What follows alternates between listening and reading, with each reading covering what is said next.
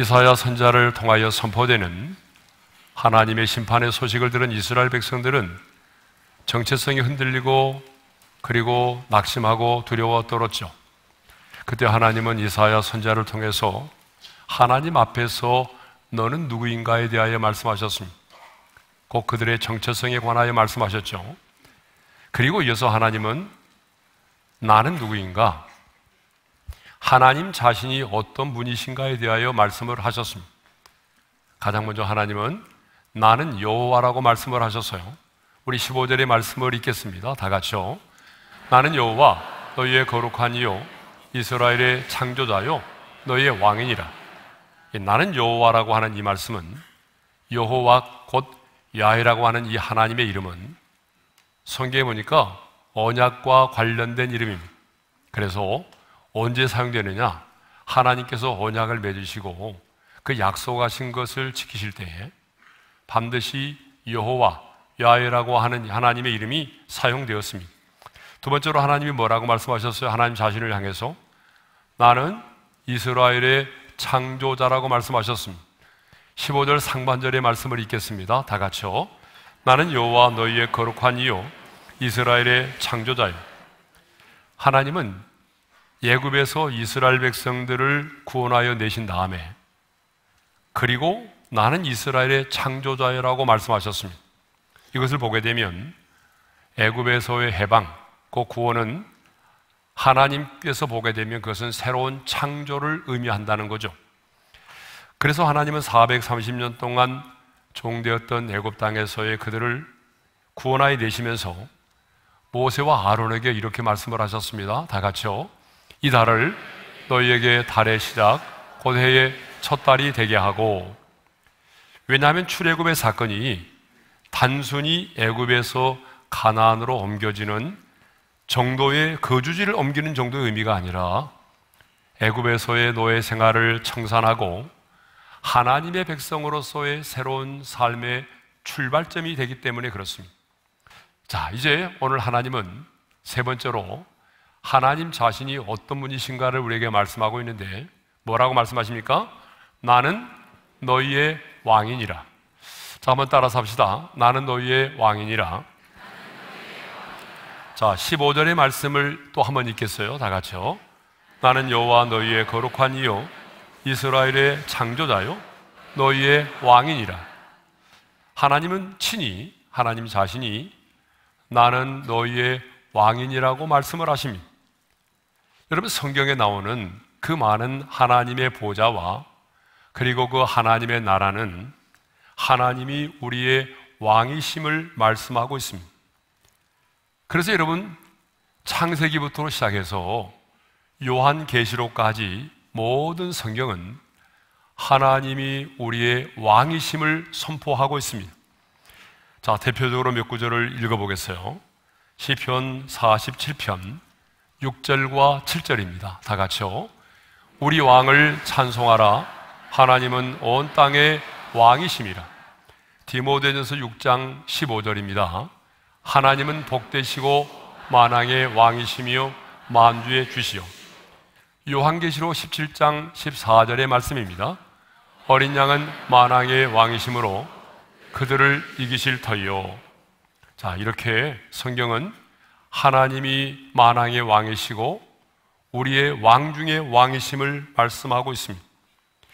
그렇기 때문에 왕 중의 왕이신 예수님이 인간의 몸을 입고 이 세상에 오셨을 때에 동방의 박사들은 황금과 유황과 몰약을 가지고 그 예수님께 나와 엎드려 경배를 드렸던 것입니다. 그러면 왜 하나님은 자기 자신을 친히 왕이라고 그렇게 말씀을 하실까요? 오늘 하나님께서 우리에게 말씀하시잖아요. 나는 너희의 왕이니라. 그러면 하나님께서 이렇게 자신을 가리켜서 친히 왕이시라고 말씀하시는 데는 여러분 이유가 있지 않겠어요? 왜 하나님은 오늘 우리에게 자신을 가리켜서 친히 왕이시라고 말씀하고 있을까요? 그것은 왕으로서의 할 수 있는 역할과 임무 때문입니다.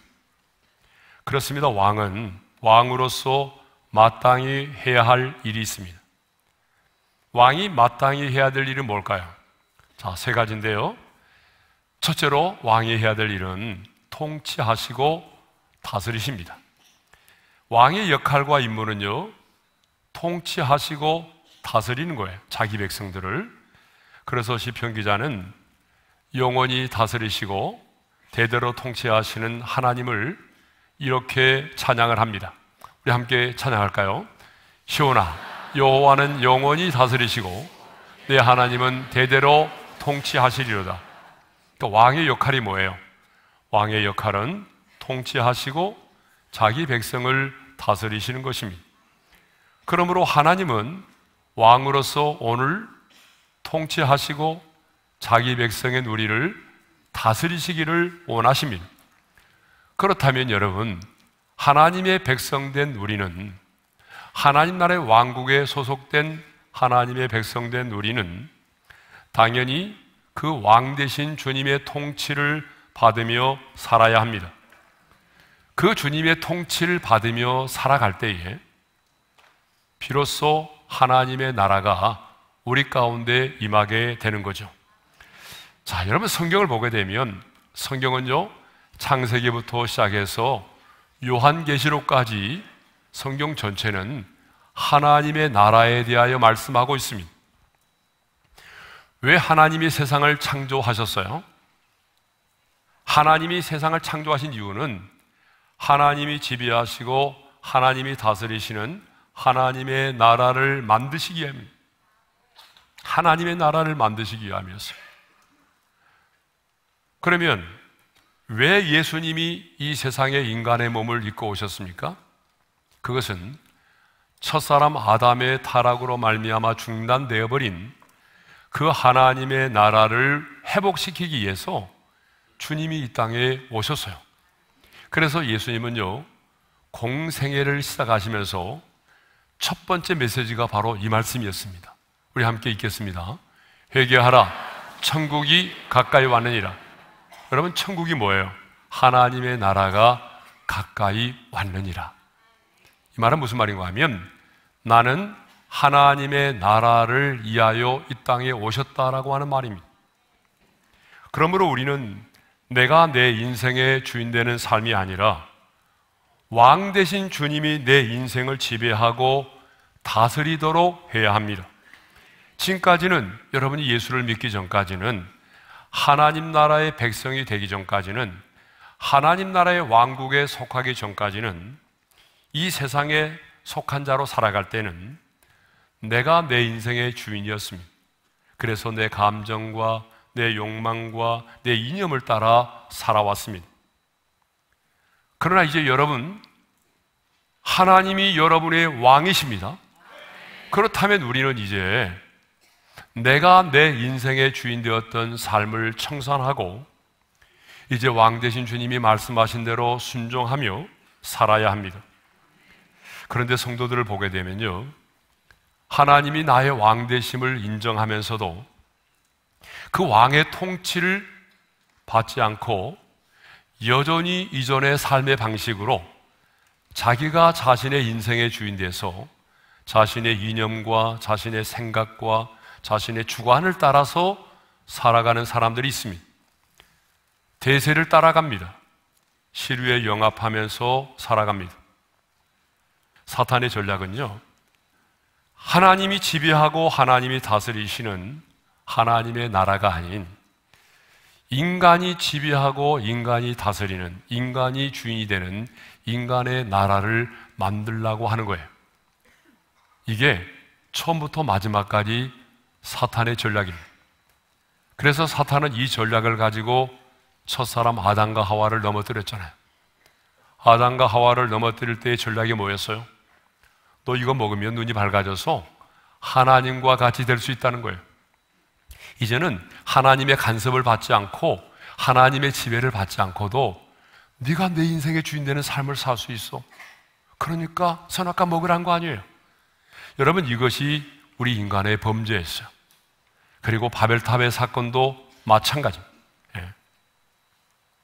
그래서 오늘 또 사탄은요, 우리가 살아가는 모든 삶의 영역에서 인권이라고 하는 이유로 인간 스스로가 주인이 되는 인간의 나라를 만들도록 요구하고 있습니다. 그래서 사탄은요, 양성평등이 아닌, 남자와 여자의 평등이 아닌 성평등법을 만들어서 동성결혼을 합법화시키려고 합니다. 그리고 여러분, 미션스쿨 안에서도요, 마음대로 성경을 가르치지 못하게 만들어요. 성경 과목이 없어요. 그래서 저희가 미션스쿨을 하고 있지만 성경 과목이 없고 뭐 종교 과목, 윤리 과목 이렇게 가르쳐요. 예? 마음대로 채플도 드리지 못하게 만들고 있어요. 그래서 늘 우리에게 요구하는 게 뭐냐면, 끝나고 나서 채플 드려라. 중간에 채플 하지 말고 다 수업 끝나고, 그러면 얘들이 그냥 잊게서 다 집에 가버리지. 예? 채플도 마음대로 드리지 못하게 만들어요. 이제는 사립학교법을 만들어서 믿음의 교사도 우리 재단이 세우지 못하도록 만들고 있어요. 그래서 이제 이대로 나가게 되면요, 이 사립학교법이 재개정되지 않으면 이제는 이단의 사상을 가르치는 사람들이 미션 스쿨의 교사가 될 수도 있어요. 하나님을 대적하는 사람이 그 미션 스쿨에 와가지고 교사가 될 수 있어요. 여러분, 이런 일들을 하고 있단 말이에요.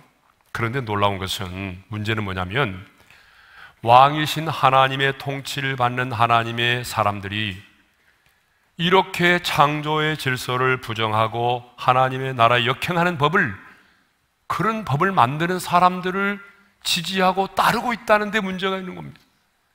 여러분, 분명히 아셔야 됩니다.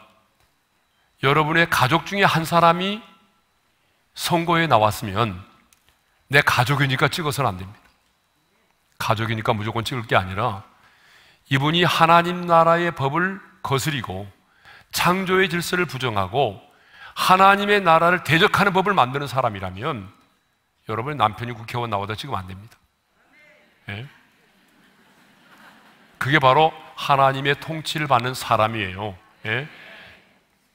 사랑하는 성도 여러분, 하나님만이 우리의 왕이십니다.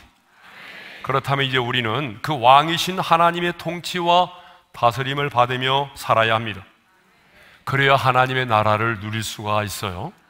자, 둘째로, 왕은요, 자기 백성을 보호하신다라고 하는 거죠. 자, 여러분, 왕의 임무와 역할은 자기 백성들을 보호하고 지키는 겁니다. 그래서 이 땅의 대통령, 군 통수권자의 첫 번째 임무가 뭐예요? 국민의 생명과 안전을 보호하는 것입니다. 마찬가지입니다. 여러분, 왕이신 우리 하나님께서 하시는 일이 뭐냐? 자기 백성을 지키시고 보호하시는 일입니다. 그래서 왕이신 하나님은요, 자기 백성을 애굽에서 이끌어내신 다음에 광야길을 걷는 40년 동안 자기 백성들을 철저하게 지키시고 철저하게 보호하셨습니다. 신명기 1장 31절에 이런 말씀이 있어요. 함께 읽겠습니다. 다 같이요. 광야에서도 너희가 당하였거니와 사람이 자기의 아들을 안는 것 같이 너희 하나님 여호와께서 너희가 걸어온 길에서 너희를 안으사 이곳까지 이르게 하셨느니라. 여러분, 광야는 길이 없어요. 광야는 물이 없는 곳입니다. 그렇기 때문에 광야는 농사도 지을 수 없는 곳이에요. 광야에는요, 뱀과 정갈의 위험이 있어요. 광야는 밤과 낮의 기온 차이가 심한 곳입니다. 그러므로 하나님의 보호하심과 인도하심이 없이는 하루도 거닐 수가 없고 하루도 살아갈 수가 없는 곳이 뭐예요? 그게 바로 광야입니다. 성지순례를 다녀오신 분은 아시겠지만 지금도 그런지 모르겠어요. 성지순례를 가보게 되면 30분 동안의 광야 체험이라고 하는 프로그램이 있어요. 딱 30분만 걷는 겁니다. 그런데 우리 한국 사람들은 그것도 못 참아서 물병 들고 양산 쓰고 그렇게 30분 광야 체험을 해요. 근데 30분 광야 체험도 힘들어요. 양산 쓰고 가도. 예? 그러니까 여러분, 광야는요, 하나님이 지켜주시고 하나님이 보호해 주시지 않으면 하루도 살 수 없는 것이 광야입니다. 그런데 하나님은 어떻게 하셨나요? 이스라엘 백성들을 40년 동안 광야의 길을 거닐 때에 하나님이 구름 기둥과 불기둥으로 그들을 인도하셨습니다. 반석에서 샘물이 솟아나와서 마시게 했습니다. 농사도 지을 수 없는 그 땅에서 하나님이 하늘에서 만나와 메추라기를 내려 먹이셨어요. 의복이 휘어지지 않았고 신발이 떨어지지 않았습니다. 에돔과 아모리 족속과 여러 왕들과 아말렉 족속의 공격으로부터 하나님이 그들을 지키시고 보호하여 주셨습니다. 그래서 왕이신 하나님은 광야 40년을 동안을 사람이 자기 아들을 아는같이 내가 너희를 아느사 이곳까지 이르게 하시느니라고 말씀하고 있습니다. 여러분, 이스라엘 백성들만 하나님께서 그렇게 인도하셨을까요? 아닙니다. 저와 여러분이 예수 믿고 난 이후에 오늘 여기까지 오는 과정을 보게 되면 물론 우리의 인생길에도 고난이 있었고 어려움이 많았겠지만 그래도 하나님께서 우리를 당신의 품에 안으사 여기까지 우리를 인도하신 줄로 믿습니다. 광야는요, 하나님의 안아주심이 필요한 곳입니다. 하나님의 안아주심이 없이는요, 걸을 수가 없고 살 수가 없는 곳이 우리의 광야길입니다. 그러므로 오늘 우리에게는 하나님의 안아주심이 필요합니다. 그런데 오늘 안타깝게도 그 하나님의 안아주심을 거절하고 자기의 힘과 자기의 경험과 자기의 능력만으로 이 광야길을 걷겠다라고 하는 사람이 있어요. 그런데 여러분, 하나님의 눈에는 그 사람이 용감한 사람이 아니라 교만한 사람입니다. 우리는 어린아이처럼 하나님의 안아주심 속에서 이 광야를 걸어야 합니다. 너무나 인생이 두렵고 떨리면 주님의 품으로 파고드세요. 안아달라고 말하세요. 여러분, 그것이 어린아이가 갖는 신앙입니다. 이 광야의 인생길, 여러분 꼭 우리 주님과 함께 손을 잡고 주님의 품에 안겨서 하나님께서 우리를 안아주시는 그 안아주심의 축복 속에서 이 광야를 통과할 수 있기를 바랍니다. 세 번째로 왕의 역할이 뭐냐? 세 번째 왕은요, 앞서 나아가 싸워주신다는 거예요. 자, 왕의 임무 세 번째는요, 앞서 나가서 싸워주시는 겁니다. 그래서 시편 기자는 영광의 왕이신 하나님을 이렇게 노래했어요. 시편 24편 8절입니다. 다 같이요. 영광의 왕이 누구시냐? 강하고 능한 여호와시요 전쟁에 능한 여호와시로다. 자, 영광의 왕이 누구시죠? 강하고 능한 여호와시요 전쟁에 능한 여호와시라는 거예요. 그러니까 영광의 왕 되신 우리 주님은 어떤 분이냐? 전쟁에 능하신 분이십니다. 그래서 이스라엘의 장로들은요, 과거에 이스라엘에 왕이 없을 때에 그 이스라엘의 장로들은 사무엘 선지자에게 나와가지고 다른 나라와 같이 우리에게도 왕을 세워주세요 라고 요구를 했어요. 그렇죠? 여러분 아시죠?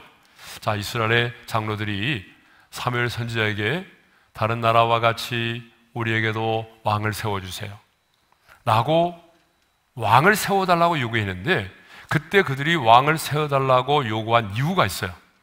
그 이유가 바로 이겁니다. 자, 우리 한번 읽어볼까요? 다 같이요. 우리의 왕이 우리를 다스리며 우리 앞에 나가서 우리의 싸움을 싸워야 할 것이니라. 두 가지 이유 때문에 왕을 요구해요. 우리를 다스리게 해달라는 거예요.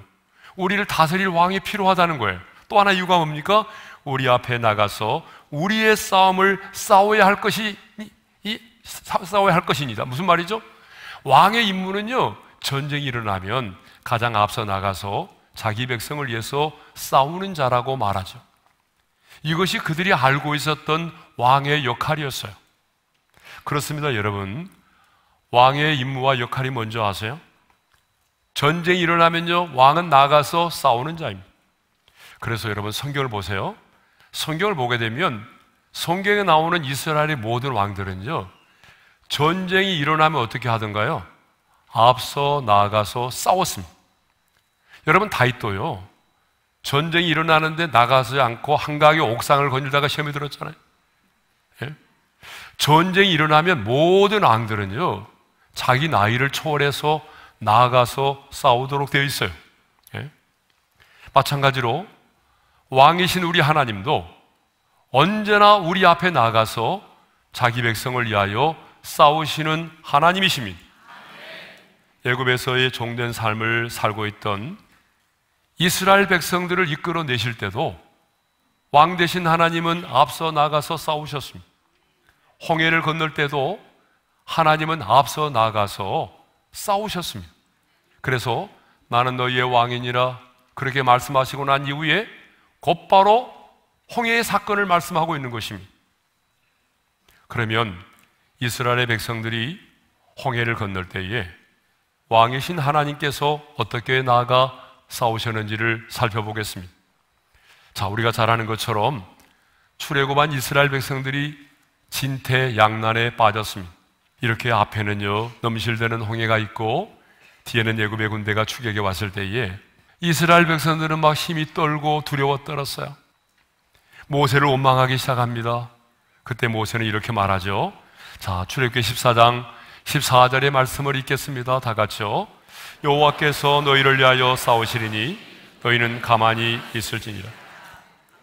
왕이신 하나님께서 너희를 위하여 앞서 나아가 싸우실 터이니 우리를 위하여 싸우시는 하나님을 보라는 것입니다. 그러면서 모세는 홍해의 사건을요 단순한 기적이 아닌 여호와께서 싸우시는 싸움의 사건으로 보았다는 거예요. 이게 중요한 거예요. 홍해의 사건은 단순한 기적이 아니라는 거예요. 하나님께서 앞서 나가서 싸우심으로 말미암아 이 홍해가 갈라지고 뒤따라오는 애굽의 군대가 수장되는 역사가 일어났다는 것입니다. 그러면 하나님이 어떻게 앞서 나가 싸우셨다라고 말하죠? 자, 16절의 말씀을 읽겠습니다. 다 같이요. 나 여호와가 이같이 말하노라. 바다 가운데 길을 큰 물 가운데 지름길을 내고. 하나님께서 앞서 나가서 어떻게 싸우셨다고 말해요? 하나님이 그날 밤에 동풍을 불어서요 바닷물을 마르게 하셨어요. 다시 말하면 그 길 양쪽으로 물벽을 만드신 거예요. 예? 그래서 그 홍해를 가르시고 이스라엘 백성들로 하여금 육지와 같이 바다를 통과하게 하셨어요. 바다를 통과하게 하셔서 건너가게 하셨어요. 그리고 뒤따라오던 애굽의 병거와 군대 용사들을 어떻게 하셨나요? 물속에 완전히 수장시켜 버렸죠. 17절의 말씀을 우리 함께 읽겠습니다. 다 같이요. 병거와 말과 군대의 용사를 이끌어내요 그들이 일시에 엎드러져 일어나지 못하고 소멸하기를 꺼져가는 등불 같게 하였느니라. 자, 사랑하는 성도 여러분, 어떻게 진퇴양난에 빠져있던 그 이스라엘 백성들이 홍해를 건널 수가 있었습니까? 어떻게 병거와 모든 군사력을 가지고 무장하고 뒤따라왔던 애굽의 군대가, 애굽의 용사들이 물속에 수장될 수 있었습니까? 이후에 어떻게 오합지졸인 이스라엘이 강한 아말렉 족속을 물리칠 수가 있었습니까? 어떻게 여러분 이 가나안 땅에 들어간 이스라엘 백성들이 철과 병거로 무장한 가나안의 족속을 물리치고 그 땅을 차지할 수 있었습니까? 여호와 하나님, 왕 되신 하나님이 이스라엘 백성들보다 앞서 나가 대신 싸워주셨기 때문입니다. 하나님께서 앞장서 나가 싸워주셨기 때문입니다. 왕이 되신 하나님은 지금도 우리보다 앞서 행하시며 우리를 위하여 싸워주십니다. 예. 신명기 1장 30절의 말씀을 읽겠어요. 다 같이요. 너희보다 먼저 가시는 너희의 하나님 여호와께서 애굽에서 너희를 위하여 너희 목전에서 모든 일을 행하신 것 같이 이제도 너희를 위하여 싸우실 것입니다. 하나님은 언제나 우리보다 앞서 가십니다. 절대로 우리를 뒤에서 몰아가지 않아요. 근데 여러분, 사탄 마귀는요 항상 우리 뒤에서 우리를 몰아갑니다. 불안과 공포와 두려움을 갖게 만들면서 초조하게 만들어서 우리를 막 몰아가는 거예요. 그런데 하나님은 절대로 우리를 뒤에서 몰아가지 않습니다. 하나님은 우리보다 앞장서 행하시며 왕 되신 주님이 우리를 위하여 싸워주십니다. 왜 우리보다 앞서 행하십니까? 이렇게 말씀하고 있네요. 이제도 너희를 위하여 싸우실 것이며. 이 말은 참 중요합니다. 우리 다시 한번 읽겠습니다. 이제도 너희를 위하여 싸우실 것이며. 여기서 와닿는 단어가 뭐예요? 이제도라는 단어입니다. 내가 너희를 애굽에서 이끌어낼 때만이 아니라, 홍해를 건널 때만이 아니라, 가나안 땅에 들어가서도 이제도 내가 너희를 위하여 앞장서 행하며 싸울 것이다. 여러분, 그렇게 약속하신 하나님은 오늘도 과거에 우리를 구원해 내실 때만 싸우시는 것이 아니라 우리의 인생길, 우리의 가는 모든 인생의 여정길 가운데 하나님은 이제도 우리보다 앞서 행하시며 우리를 위하여 싸워주십니다. 우리 하나님은 우리에게 싸움에 나가라고 명령만 하시는 분이 아니에요. 친히 하나님이 앞장서 나가서 우리를 위하여 싸워주시는 분이십니다. 그러므로 여러분, 우리 삶이 영적인 전쟁인데 이 영적인 전쟁에서 승리하는 비결을 제가 말씀드릴게요. 영적인 전쟁에서 승리하는 비결은요, 우리의 영적 전쟁의 선봉에 왕 대신 주님이 서게 하는 것입니다. 영적 전쟁의 선봉에 내가 서는 것이 아니라 전쟁에 능하신 만군의 여호와, 왕 되신 우리 하나님이 우리의 영적 전쟁의 선봉에 서게 하는 것입니다. 그러면 그분이 우리 앞에서 행하시며 우리의 대적을 물리쳐 주실 것입니다.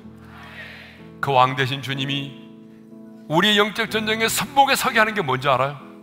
그것은 바로 왕이신 하나님을 찬양하고 높여드리는 것입니다. 그 왕 되신 주님의 다스림에 순종하는 것입니다.